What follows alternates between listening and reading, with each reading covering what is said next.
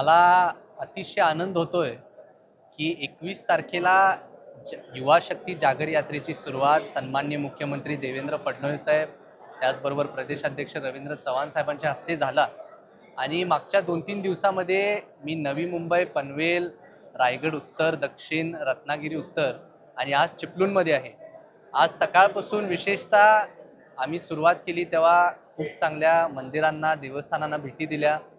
कासव संवंतराच्या इथं भेट दिली आणि आज आता मी सर्व आमचे भारतीय जनता पार्टीचे आणि युवा मोर्चाच्या पदाधिकाऱ्यांची आमची बैठक होती. मला हे सुद्धा सांगताना आनंद होतोय की आमची युवा मोर्चा ह्या संपूर्ण जिल्ह्यातले फार जागृत आहेत. आमच्या पहिल्याच कार्यक्रमानिमित्त त्यांनी खूप चांगले सत्कार क्रीडापटूंचे किंवा वेगवेगळ्या क्षेत्रामध्ये काम करण्याचे युवक युवतींचे ठेवले.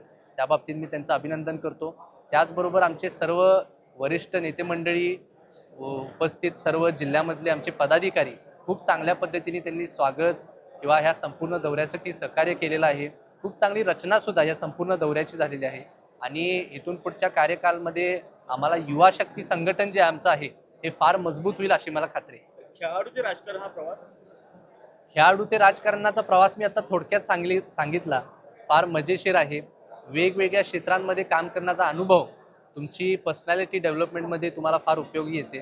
त्याचबरोबर मी आज राजकीय क्षेत्रामध्ये काम करत असताना सुद्धा इथून आधीचा सामाजिक क्षेत्रामध्ये असेल, क्रीडा क्षेत्रामध्ये असेल, व्यावसायिक क्षेत्रामध्ये असेल, हा सर्व अनुभव ह्या राजकीय क्षेत्रामध्ये काम करत असताना सुद्धा फार मदतीचा होतो आणि व्यवस्थितपणे चांगल्या पद्धतीने चालू आहे. जिल्हा परिषद निवडणुका सुरू आहेत, त्याच्यामध्ये युवकांना काय सांगेल संदेश का संधी संधी.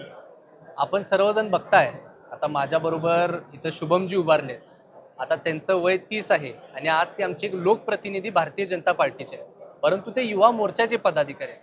त्यामुळं माझ्या समोरच तुमच्याकडे एक उदाहरण आहे की कशा पद्धतीने भारतीय जनता पार्टी हे युवकांना संधी देते, एक नेतृत्व करण्याची एक संधी देते मी म्हणेन.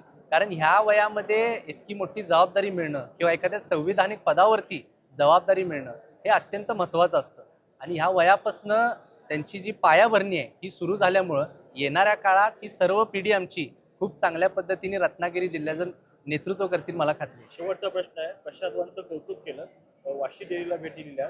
2029चे आमदार प्रशांतराव पाहायचं काय, कसं वाटतं? मी अजून रत्नागिरीचं राजकारण व्यवस्थित समजून घेत आहे. मी खास करून प्रशांतजींना खरंच मनापासून अभिनंदन करतो, शुभेच्छा देतो.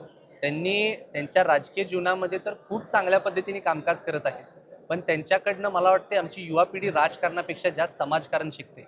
खूप चांगल्या पद्धतीने त्यांनी ह्या सर्व युवा पिढीला मार्गदर्शन करत आले आहेत.